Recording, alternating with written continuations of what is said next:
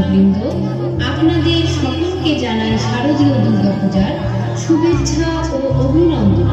প্রতিবারের ন্যায় এবছরও আমরা আপনাদের জন্য নিয়ে এসেছি মহা আয়োজন।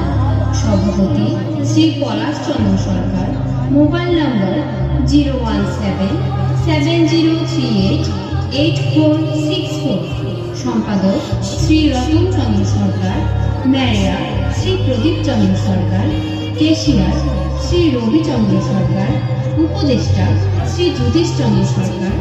আয়োজনে